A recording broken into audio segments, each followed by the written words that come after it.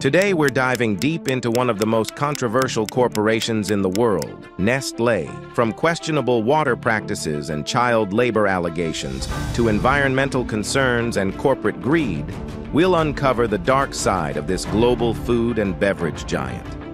Stay tuned as we explore the actions that have sparked outrage worldwide and the impact on consumers, communities, and the environment. Let's get started. These accusations resemble the exaggerated evil deeds of a James Bond villain. Yet they have been directed at the chocolate manufacturer over the past 2 decades. How then did a company that began by creating innocuous products like baby formula transform into a symbol of corporate malevolence in today's world? When you think of Nestlé, you might imagine a chocolate chip cookie or acknowledge it as a controversial entity. But a closer look at its history reveals that it could be one of the most egregious offenders globally. Legal experts believe that Nestlé, along with Cargill, is likely to achieve a marginal victory in ongoing legal battles, leaving other lawsuits unresolved. There is clear evidence of their involvement in fraudulent activities, lying to governments, and exploiting natural resources. The origins of Nestlé date back to 1867 in Austria, following the Austro-Hungarian Empire's formation after its defeat by Prussia in the 7 Weeks' War, which significantly altered the political landscape of Central Europe. During this time, German-born pharmacist Henry Nestle settled in Vevey, a French-speaking town in Switzerland. With family roots in Swabia, southwestern Germany, where Nestle translates to nest, Henry's upbringing is echoed in the company's logo, which depicts a mother bird feeding 3 chicks in a nest, a tribute to Henry and his brothers. This familial bond might have inspired Henry to address the high infant mortality rates of his time.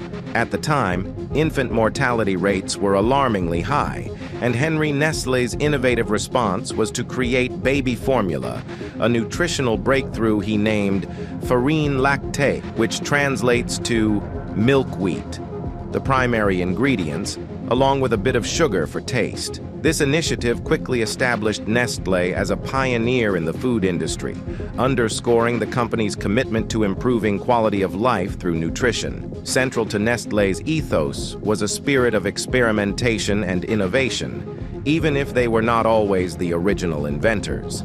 For example, Nestlé collaborated with his neighbor Daniel Peter to perfect milk chocolate, after helping him solve issues with his product developing mildew. Additionally, Nestlé formed partnerships with major competitors like Anglo-Swiss, led by the American brothers Charles and George Page, who had developed condensed milk. These partnerships, which occurred a few years after Henry had retired, illustrate Nestlé's strategy of broadening its portfolio by aligning with both allies and rivals.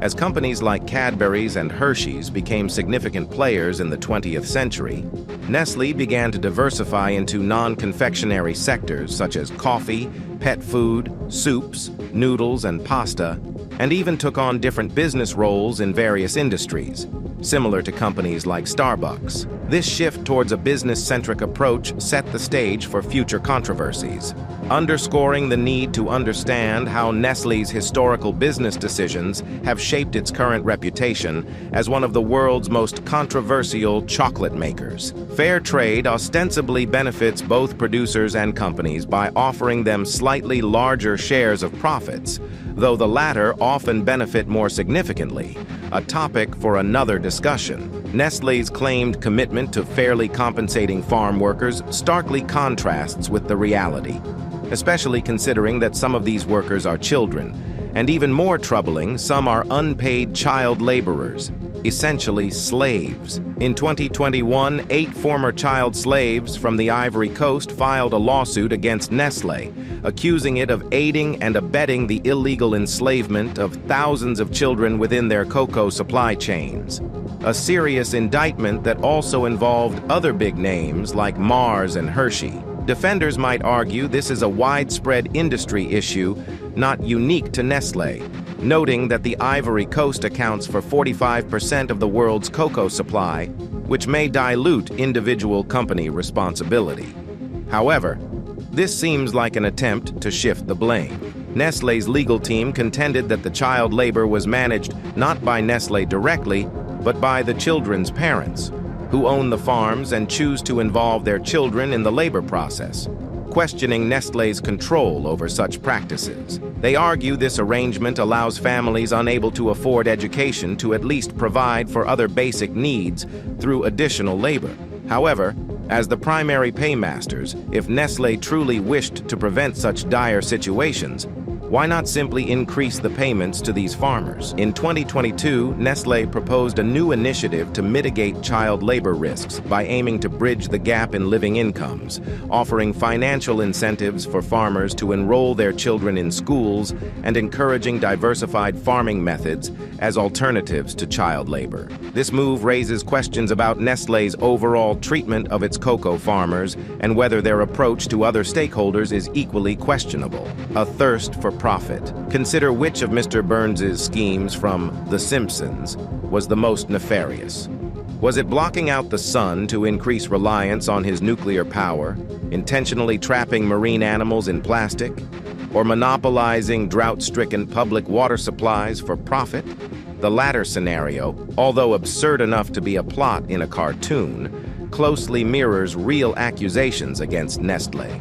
Former CEO Peter Brabeck-Letmathe controversially remarked in a 2005 documentary that viewing water as a public right is an extreme stance, comments he later claimed were taken out of context. Yet, at the 2000 World Water Forum, he allegedly stated that access to water should not be a public right. Despite the backlash and his subsequent step down to join the Water Resources Group, a coalition aimed at addressing global water scarcity, skepticism remains about his transformation. As the largest bottled water producer, Nestlé has faced criticism for extracting 36 million gallons of water from a national forest in California, especially during a severe drought, under a permit costing merely $524 annually, a trivial sum compared to its vast revenue streams. Although this permit expired in 1988, Nestlé has maintained its payments, which the U.S. Forest Service has deemed sufficient, keeping their operations legally sound. Nestlé continues to exploit this source to meet the rising demand for bottled water despite environmental concerns. Furthermore, Nestlé drew water from Flint, Michigan, amidst its water crisis, highlighting a persistent prioritization of profit over public welfare. Since 2016, Flint, Michigan has been grappling with lead contamination in its water supply, creating a dire situation akin to a Mad Max scenario with severe water rationing. During this crisis, Nestlé was extracting nearly 200 gallons of clean water every minute. A similar situation occurred in Pakistan, where Nestlé extracted the potable water, leaving local residents with poor quality water. This extraction contributes significantly to plastic pollution, as discussed in Chapter 4, Bottling the Issue. In the 1980s, the concept of selling water in plastic bottles seemed like a fleeting trend. After all, why would anyone pay for something they could get for free at home? Fast forward to today, and bottled water, packaged in single-use plastic, has become a booming industry, dubbed liquid gold. Yet, the environmental cost is high. A single plastic water bottle can take up to 450 years to decompose, and that's a conservative estimate, not even accounting for the threat of microplastics, which are seen harming marine life like turtles and potentially transforming coral reefs. While other companies are making strides towards sustainability, Nestlé has faced accusations of greenwashing. Critics argue that Nestlé's promises to reduce waste and transition to 100% reusable or recycled packaging by 2025 are not genuine. There are allegations from environmental groups like Greenpeace that Nestlé might manipulate data or resort to burning plastic waste, which could release more harmful toxins into the environment instead of genuinely reducing its use of new plastics. This is particularly concerning given that Nestlé is ranked as the third largest producer of plastic waste. Nestlé annually produces 1.7 million tons of plastic waste, equivalent to over 11,000 blue whales, making it a leading polluter. Although Coca-Cola currently leads in the amount of garbage found on shores, Nestlé could soon surpass it if trends continue. Combining this with Nestlé's view that access to clean water is a commodity rather than a right, one can see a deeply cynical business model emerging, revealing why their choice of business partners may also be questionable. In Chapter 5, titled Stirring the Pot, the focus shifts to questionable spokespersons. Similar to Subway's Jared Fogle or O.J. Simpson, these partnerships were established before their crimes came to light, which might give some companies plausible deniability. However, Nestle's associations go beyond fallen celebrities to include outright tyrants, like the former dictator of Zimbabwe, Robert Mugabe. Mugabe was known for his corruption and genocidal policies.